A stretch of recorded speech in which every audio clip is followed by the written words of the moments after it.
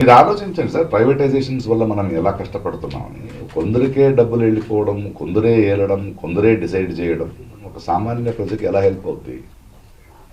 Service sectors జనాలకు ఉపయోగపడాలి కదా.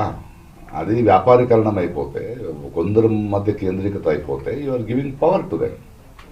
ఆ ఒక గన్ను తన పాటు తను ఉంటుంది, చేతికి తీసుకుంటే నీలో ఉన్న మృగమే దానికి వస్తుంది కదా.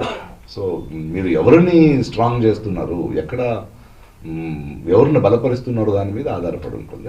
అమ్మేవాడు ఒకడు ఉంటాడు, కొనుక్కునేవాడు ఒకడు ఉంటాడు. మా కళ్ళ ముందు వ్యాపారం జరుగుతుంది. కానీ గవర్నమెంట్స్ బాధ్యత గల వాళ్ళు వాళ్ళని అమ్ముకున్నారు. వాళ్ళు చేసేది ఇదే కదా, ఆల్రెడీ అమ్ముడుపోయారు.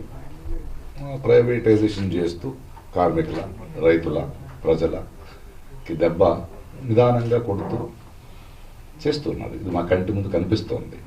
దానికోసమే పోరాటాలు జరుగుతున్నాయి. ఇదొక అరణ్య రోధనమే. ఓపికని పరీక్షిస్తున్నారు.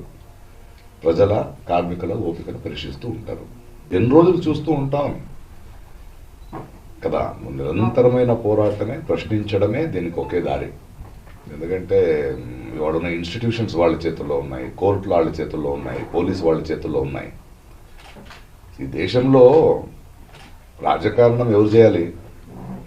ప్రజలు చేయాలి. గెలిచిన వాళ్ళు పని చేయాలి. వాళ్ళు మార్చారు, వాళ్ళు రాజకీయం చేస్తున్నారు, మేము పనులు చేస్తున్నాం. ఇది మారేదాకా, ఇది అర్థమయ్యేదాకా ఈ పోరాటం సాగుతుంది.